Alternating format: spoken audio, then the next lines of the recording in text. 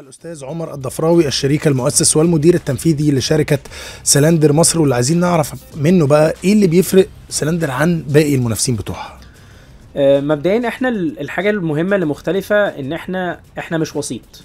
احنا مش حته بتحط عليها اعلانك او حته بتعرض فيها عربيتك واللي عايز يكلمك. احنا زي ما قلت لك احنا المشتري واحنا البائع. فاحنا لما بتجي لنا انت بتتعامل معانا دايركتلي، بتتعامل مع سلندر اللي بتشتري منك العربيه، سلندر اللي بتدفع لك الفلوس، سلندر اللي بتمتلك العربيه. وفي نفس الوقت لما انت بنبيع لك عربيه، فانت بتشتري العربيه دي من سلندر هي اللي بتمتلكها، ما بتعملش مع حد تاني. فده اهم حاجه، الاختلاف ما بيننا وبين المنصات التانيه. المنصات التانيه اكتر معتمده على حاجه اسمها بير تو بير، اللي هو بيودي الكاستمر للكاستمر التاني، بتوصل الناس ببعض زي السوشيال ميديا. لو انا عايز ابيع عربيتي فتلاقي ناس بتكلمك، ده نوع. احنا النوع اللي مختلف شويه، اللي هو اكشلي لا، احنا بنشتري العربيه عشان نطمن ان هي حالتها تمام، نتاكد انت بتشتري حاجه، فاحنا بنحط الحته الزياده دي عن الناس التانيه. فدي اهم اختلاف ما بيننا وما بين الناس الموجوده التانيه في السوق.